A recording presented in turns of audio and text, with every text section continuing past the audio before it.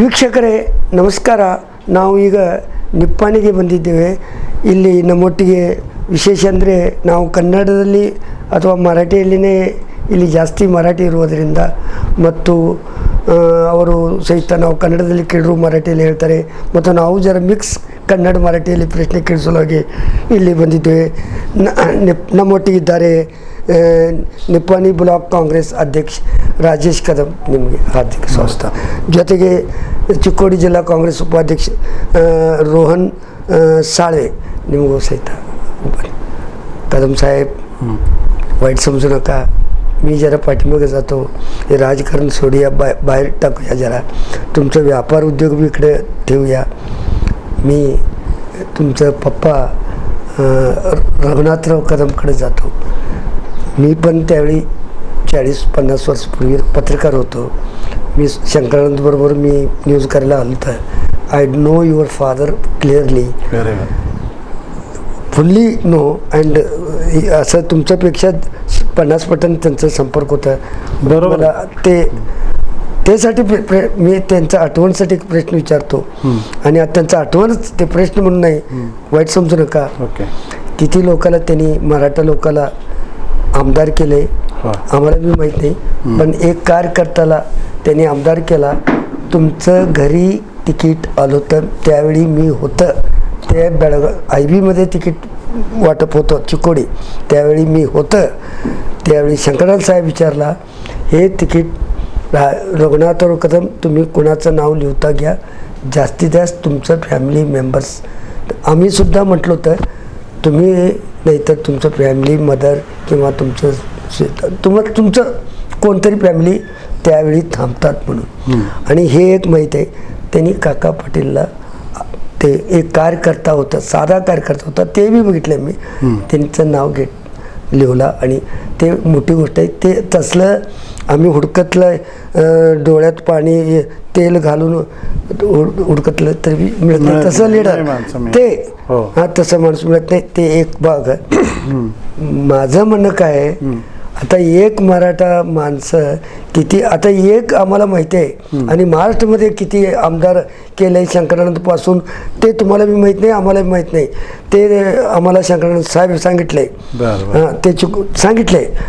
असं मराठा समाज सगळं मिळून तुम्हाला अजून MLA करायला तर नाही. त्यांनी किती लोकांना एक माणूस करतात आणि इडी मराठा समाज एक होऊन तुम्हाला अजूनही आमदार केलं नाही, हे तुम्हाला खेद अन्यपी आहे. वाईट वाटत असेल आत मनापासून सांगा. नाही असं काय आटली सांगा. वडिलांच्या वेळेचं राजकारण वेगळं होतं, त्यावेळेला शब्दाला किंमत होती आणि आता राजकारण त्यांच्यानंतर आता बदललेलं आहे. त्यामुळं आम्ही काय असं कुणाला कधी हे केलेलं नाही. पक्षानं जो आदेश दिलेला आहे त्या आदेशाप्रमाणे काम आणि पक्ष पण सोडलं नाही. पक्ष पण आम्ही एकनिष्ठ पक्षाबरोबर अजून सोडलं नाही. सोडायचा विचार मी नाही केलेला नाही आहे. आम्ही पक्षाचं काम वयाच्या 25व्या वर्षापासून आज त्यावेळी तुमचं वय होतं, होटिंग होतं त्यावेळी झाले पक्षाबरोबर काम करतोय मी. त्यामुळं वडिलांचे जे आदर्श आहेत, वडिलांनी जे दाखवलेला आम्हाला मार्ग आहे, त्या मार्गावरच आत्तापर्यंत समाजकार्य असू दे किंवा राजकारण असू दे, त्यांच्या मार्गाने त्यांनी जे शिकवलेलं आम्हाला जे मार्ग आहे त्या मार्गावरच आम्ही चालत आलेलो आहे. सायलेंट राहणे, लोकांचे काम करणे,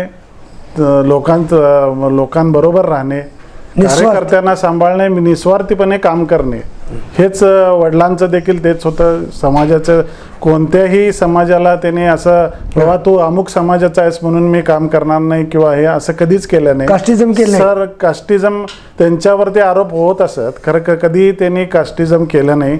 सर्व समाजाच्या लोकांना त्यांनी आपले मित्रासारखं हे केलं, ट्रीटमेंट दिलं. आणि तसं बघितलं तर आज तुम्हाला हे असेल तर मुस्लिम समाजाचे बरेच त्यांचे जुने मित्र होते, ते भरपूर मित्र मुस्लिम समाजातले होते. त्यामुळं असं नाही की बाबा की फक्त मराठा समाजातलेच त्यांचे जवळचे लोक आहेत. मुस्लिम समाज असो किंवा इतर कुठल्याही समाजाचे असो, सगळ्यांच्यावर त्यांची जवळीक होती. सगळे लोक त्यांना मानत होते, कारण त्याने एकदा शब्द दिला की ते शब्द पाळत होते आणि त्यांनी सांगितलेला शब्द लोक मोडत नव्हते. आणि आता इलेक्शनला येतो, निप्पाणी भागात आता MP इलेक्शन सुरू झाले, हो. तुमचं प्रचार कार्य कसं झालंय, लोक तुमच्याकडं काय डिमांड करायला आणि तुम्ही लोकांना काय आश्वासन द्याल?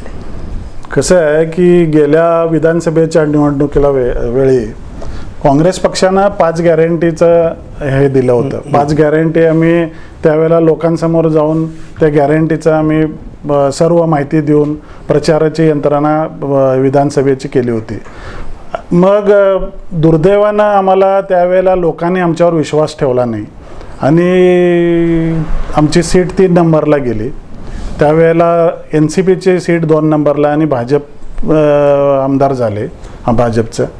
त्यामुळं कसं आहे की लोकांना आता निवडणूक झाल्यानंतर आदरणीय राज्याचे मुख्यमंत्री सिद्धरामय्या साहेब असून देत किंवा आदरणीय उपमुख्यमंत्री आदरणीय DK शिवकुमार असून देत, त्यांचे सर्व मंत्रिमंडळाचे लोक असून देत, त्यांनी जसं शब्द दिला होता त्यांनी सही करून चेकवर सही करतात तसं त्या आपल्या ह्याच्यावरती कार्डवर दिलं होतं सही करून.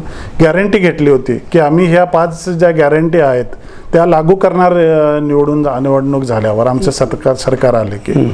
त्याप्रमाणे पहिल्या कॅबिनेट मिटिंगमध्ये ह्या सर्व 5च्या 5 त्याने कालांतराने लागू केल्या. आणि आज जेव्हा आम्ही प्रचाराला लोकसभेच्या बाहेर पडतो तर लोकांच्यातून विशेषतः महिलांच्याकडून आम्हाला उत्स्फूर्त असा पाठिंबा मिळत आहे. हां, त्यामुळं आमचं पण कॉन्फिडन्स वाढलेला आहे आणि लोकांमध्ये एक प्रकारचं नवचैतन्य परत हे होतंय. महिलांची संख्या बघितलं आज काँग्रेसच्या सभेंना तर पुरुषांपेक्षा महिलांचं जास्त गर्दी आहे. कारण महिलांना महिन्याला 2,000 रुपये त्यांच्या खात्यावरती सरकार पैसे. सगळं हे गॅरंटी कार्ड काय आहे, बस फ्री आणि 2,000 हे तुम्हाला इलेक्शनमध्ये कामाला येतील?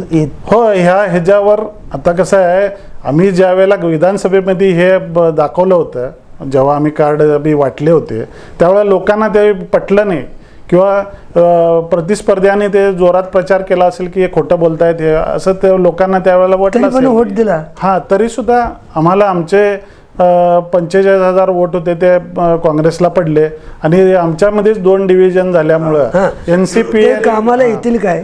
हा, असं आहे तुम्हाला सांगतो, अँटी इन्कम्बन्सी भाजपच्या बाबतीत होतीच, पूर्ण कर्नाटक राज्यात होती, तशीच इतर पण निपाणीत होती. मॅडम नको असं बऱ्याच सामान्य लोकांना वाटत होतं. पण आमच्या सेक्युलर वोट्स मध्ये डिव्हिजन झाल्यामुळे ते आता आमदार आहेत.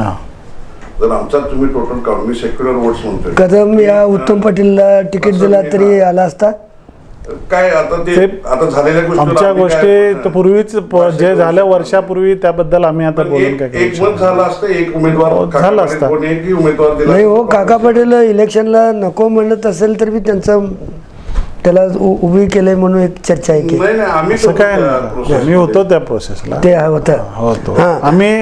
आम्ही स्वतः देखील पक्षाकडं, मी आणि रोहन साळवे असून देत, आम्ही पक्षाकडे तिकीट मागितलं होतं. त्या पद्धतीनं आम्ही पक्षाच्या सर्व फॉर्मॅलिटीज पूर्ण केल्या होत्या.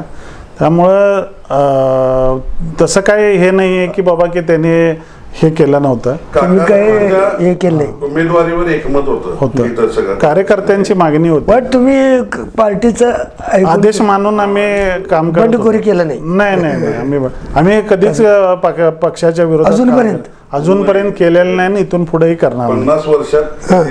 आणि तरी पण तुमचं गेल्या वेळी तुमचं कॅन्डिडेट 3 नंबरला गेला, आता 1 नंबर कसं घेणार हे काँग्रेसला? नाही, मी आता मगाशीच रोहन साळवेंनी म्हटल्याप्रमाणे आमचे मतामध्ये विभाजन झाले. कारण त्यावेळेला विधानसभेच्या वेळेला उत्तम पाटील हे NCP मधनं उभारले होते आणि आमच्या काँग्रेसचे जे टोटल वोट बँक होती ती NCPची नव्हती, ती काँग्रेस म्हणूनच होती. नंतर त्यामध्ये 2 भाग झाल्यामुळं त्यांना 64 त्यांना जे 65-66 हजार मतं पडली ती काँग्रेसचीच मतं त्यांच्याकडे होती, जे काँग्रेसमधून NCP मध्ये गेले होते, सेक्युलर वोट्स. सेक्युलर. त्यामुळं पण तुमचा पार्टी 3 नंबरला गेला. आता आमच्याच पार्टीमध्ये 2 भाग झाल्यावरती त्यांच्याकडे मेजर पोर्शन गेल्यावर मग आमचा 3 नंबर होणारच की. आणि एकाकडे सांगतात मराठा होट प्रॉब्लेम मेजर कम्युनिटी आहे होय. इथं. मग ते निर्णायक होट मराठाच आहे. होय. मराठा लोक आम्ही सगळीकडे बघतो हिंदुत्वमध्ये हिंदुत्ववादी होट म्हणून ओळखले जातात. तुम्ही हिंदुत्व बी आहे मराठा बी आहे ते वेगळं, पण साधा मराठा गोरगरीब माणसं कामं करून साधा मीडियम माणसं गरीब माणसं लेबर मराठा माणसं सगळे हिंदुत्ववादी आहे. ते तुम्हाला कसं कसं अट्रॅक्शन आहे की एक सांगायचं झालं की काँग्रेसमध्ये कुठलं जात बघितली जात नाही. काँग्रेसमध्ये 2च जाती आहेत, एक महिला एक पुरुष. त्यामुळं सर्व जातीच्या लोकांना काँग्रेसमध्ये सामावून घेतलं जातं. काँग्रेस कुठला भेदभाव तुम्ही करत नाही. मराठा वोट कसं आहे कॅप्चर करायचं नाही, शक्यता आहे मराठा काय? वोट आम्ही आमच्या पद्धतीनं आमचे जे लोकल हे आहेत गॅरंटीवर नाही, गॅरंटीवर तर काय सर्वसामान्य जे वर्ग आहे तो मराठा समाजापैकी बऱ्यापैकी तर मराठा समाजाचाच येतो. रोज राबल्याशिवाय त्यांचं घर चालत नाही अशी परिस्थिती मराठा समाजाच्या बहुतांश ह्याच्यामध्ये आहे. आमच्या ह्याच्यात कसं आहे, आमच्या दोघांच्या ह्याच्यामध्ये आमचं 80% समाजकारण असते, 20%च राजकारण असते. त्यामुळे 15 दिवस हे राजकारणाचे झाले, 7 तारीख झाले की आम्ही समाजकारणामध्ये समाजामध्ये पूर्ण सगळ्या समाजामध्ये मिसळून. ते बरोबर आहे हो, पण तुम्हाला व्होट यायला पाहिजे की नाही जे आता शेवटी त्यावेळीची परिस्थिती तिथली जे काय हे झालेलं आहे त्याच्यावर निर्भर करतात. साहेब नरेंद्र मोदीचं हवा देशात एकाकडं वारं आणि एकाकडं जोल्ले मॅडम अण्णासाहेब जोल्लेचं मिसेस इथं स्टँडिंग MLA 2 पॉवरफुल ते यांच्याकडं आहे. हे तुम्ही कसं फेस करा? कसं आहे नरेंद्र मोदीची हवा निपाणीमध्ये तर कुठं दिसत नाही. त्यामुळं लोकल जे काही प्रश्न आहेत किंवा इथल्या अडचणी ज्या प्रामुख्यानं आहेत त्याच्याकडे बघितलं जातं. वरचं जे राष्ट्रीय पातळीवरचं राजकारण हे होतं आहे जरूर, पण नरेंद्र मोदीचं हे ज्यांनी नाव घेऊन किंवा नरेंद्र मोदींनाच वोट करा त्यांना एक ह्या वेळेला चान्स द्या हे सगळं भाजपवाले प्रचार करतायत. त्याचं लोकांच्यावरती काय परिणाम होतोय असं आम्हाला तर काय वाटत नाही. कारण एवढी महागाई या सरकारनं गेल्या 10 वर्षामध्ये वाढवलेली आहे. त्यात प्रामुख्यानं रोजचं जीवनमान बघितलं सर्वसामान्य माणसाचं तर जगणं कठीण झालेलं आहे. तुम्ही घरातलं गॅस बघा, काँग्रेसच्या काळामध्ये किती होतं, 400 रुपयाला गॅस मिळत होता सिलेंडर. ते इफेक्ट होणार इलेक्शनमध्ये? होणार की, त्याचा होणार. आता डिझेल पेट्रोलचं बघा, काँग्रेसच्या वेळेला ते साधारण 60 रुपये काहीतरी होतं, 60-62 रुपये. तुमचं स्टेट गव्हर्नमेंट बी दारू वाढ केले आणि स्कॉलरशिप बंद केले, ते जे बॅलन्स होणार नाही. त्याचं जरी असलं तरी सुद्धा काय आहे की काँग्रेसवरती जे आता 5 गॅरंटी दिलेल्या आहेत त्या गॅरंटीच्या जोरावर निश्चितच लोकांमध्ये एक प्रकारचं महिलांना, आता तुम्ही बघा महिलांचे बसचा जो आपल्याला मोफत चालू आहे त्यामध्ये आपण बघितला तर महिलांचं खरोखर जे घराबाहेर पडणं मुश्किल म्हणजे बरंच होतं की आर्थिक हे नसल्यामुळं त्यांना बाहेर जाणं, देवाला जाणं, हे जाणं म्हणजे असं हे होतं. आता बसचंच तुमचं फुकट देत असल्यामुळं सरकार त्यांचं देवा कुठल्या इलेक्शनमध्ये वोट म्हणून कन्व्हर्ट होते. वोटमध्ये होणार आहे की निश्चितच. आता कसं आहे की प्रत्येक महागाई आणि बेरोजगारी या प्रमुख गोष्टी आणि नरेंद्र मोदींना हातभार 2000 तुम्ही देणार 2000 100% आम्हाला लेडीजचं वोटिंग होणार आहे, महिलांचं वोटिंग होणार. साहेब एवढं इलेक्शन तुम्ही बघितलंय, काय फरक वाटते? अनुभवानं सांगा, हार्टली सांगा. एवढं फार तुमचं 25 एजपासून तुम्ही पहिला वोटिंगला तुम्ही काय करताय आणि आता बी सिनियर झालंय. आता तुम्हाला काय वाईट जरी आत वाटत असेल? नाही, वाईट वाटतंय की कसं आहे की पूर्वीच्या लोकांचं कसं होतं की वडिलांच्या मी अंडर काम करत होतो त्यावेळेला शब्दाच्या याच्यावरती राजकारण होत होते आणि आता अलीकडं जरा वातावरण इतर गोष्टींवरती जास्त चाललंय. त्यामुळं थोडंसं वातावरण बिघडलंय असं म्हणायला हरकत नाही आहे. कारण पूर्वी शब्द जे एखाद्या वातावरण वेळेला दिला- बिघडलं तरी तुम्ही काँग्रेस पार्टी सोडलं नाही, राजकारण सोडलं नाही. नाही, वातावरण सोडलं म्हणून काय आम्ही घरात बसायला पाहिजे असं काय नाही आहे. आम्ही त्या पद्धतीनं आम्ही सुधारणा करायचं. सुधारणा करत, लोकांची कामं करत, लोकांना जास्तीत जास्त न्याय देत आम्ही काम करत आलेलो आहे. आणि त्यामुळं निश्चितच त्याचा फरक या लोकसभेच्या प्रियंका जारकिहोलींना मताचं रूपांतर होणार आहे. हां. तुम्ही अपील, तुम्ही लोकांना अपील काय करून घेणार साडेसाहेब शॉर्टमध्ये? एकदम शॉर्टमध्ये की आज एक सुशिक्षित आणि अगदी चांगल्या घरातली मुलगी आपल्या घरात इथं लोकसभेला या मतदारसंघात दिलेली आहे. लोकांनी त्याचा विचार करावा. खासदार म्हणून निवडून गेल्यानंतर पॉलिसी मेकिंग हे फार मोठं महत्वाचं काम असते. तिथं धोरणं बनवा लागतात आणि कायदे बनवा लागतात. तर त्याला सुशिक्षित पाहिजे, पुढचं विजन पाहिजे.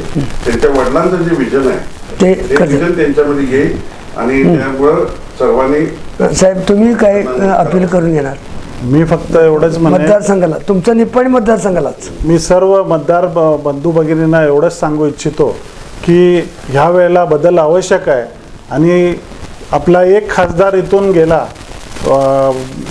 लोकसभेमध्ये तर या भागाचं निश्चितच कल्याण होणार आहे. कारण काँग्रेसनं कधी पोकळ आश्वासन दिलेलं नाही आहेत. काँग्रेस सदैव दिलेला शब्द पाळतं. त्यामुळं आत्ता ज्या गॅरंटी आदरणीय आमचे राष्ट्रीय अध्यक्ष मल्लिकार्जुन खरगे साहेब किंवा राष्ट्रीय नेते राहुल गांधीजी असतील, यांनी जे गॅरंटीजवर आपल्या स्वतः स्वाक्षरी केलेल्या आहेत, त्या निश्चितच जर सरकार आमचं केंद्रामध्ये आलं तर 100% या सर्वच्या सर्व गॅरंटी आम्ही पूर्ण म्हणजे कर्नाटकमध्ये जसं आम्ही लागू केलेले आहेत तशाच या गॅरंटी देशामध्ये लागू होतील, यात काही शंका नाही आहे. त्यामुळं आम्ही सर्वांना विनंती करतो की ह्या वेळेला आमचे राज्याचे मंत्री आदरणीय सतीश अण्णा जारकिहोली यांची कन्या प्रियंका सतीश जारकिहोली यांना आपलं प्रथम पसंतीचं मत, म्हणजेच हे 2 नंबरला त्यांचं EVM मशीनवर नाव आहे. 2 नंबरच्या समोर काँग्रेस चिन्हाचं व त्यांचा फोटो आहे. हातासमोरील बटन दाबून आपलं अनमोल मत हे प्रगतीसाठी आणि या भागाचा विकास करण्यासाठी प्रियंका जारकिहोली यांना भरघोष मतानं निवडून आणा किंवा मतं द्या, हीच मी आपल्याला कळकळीची विनंती करतो. सर, हे क्षमा करून तुमचं क्षमा मागून एक विसरलेले प्रश्न विचारतो. विसरून गेलो मी, ते विचार पाहिजे. तर एकच शॉर्टमध्ये सांगा, तुम्हाला MLA व्हायचं, लोकांचं बी तुमच्या समाजाचं असू दे किंवा तुमचं घराणीचं असू दे किंवा तुमचं MLA व्हायचं, are you interested? Is it true? Hardly sir, हे बघा, तुम्ही सांगा. मी सांगतो त्यांच्या वतीनं फॉर्म भरलेले म्हणजे ते इच्छुक होते. त्यांनी किती नाही म्हटलं तरी उद्या लोकांनी ठरवलं आणि थोड्या लोकांनी, सिनियर लोकांनी आशीर्वाद दिला तर काही होऊ शकतं. त्यामुळं राजेश कदम सांगितले वाटारे तुम्ही पक्षाला आम्ही पक्षाबरोबरच आहोत आणि आम्ही कधी पक्षाविरोध आम्ही कुठले कार्य केलेलं नाही आणि इथून पुढेही करणार नाही. राग कमी आहे काय तुम्हाला? राग दाखवायचा नसतो. शांत स्वभाव शांत तुमचा. स्वभाव काँग्रेस पाहिजे गैरफायदा घेतले असेल शांत स्वभावाचा. नाही, तसं मी काय म्हणणार नाही. चालायचं, ज्याची जेव्हा वेळ येईल त्यावेळेला त्याला न्याय दिला जातो पक्षाकडून. असं प्रत्येक जण जर म्हणायला लागला की मला आत्ताच्या आत्ताच पाहिजे म्हटलं तर तसं काय होत नाही. पक्षाचे जे हायकमांड आहे तो जो निर्णय देतील त्याच्या वेळेला तो पाळला जाईल. त्यामुळे पक्ष सोडून जाऊन इतर कुठंतरी हे करणं हे काय आपल्याला मान्य नाही. तुमचं वैयक्तिक मत आहे. सर, एवढं इलेक्शनमध्ये गडबड मिळत असेल तर बी आम्ही अर्धा मराठी अर्धा कानडीमध्ये विचारलं तर बी तुम्ही मनातून हार्टली बोलला. धन्यवाद, दोघाला धन्यवाद.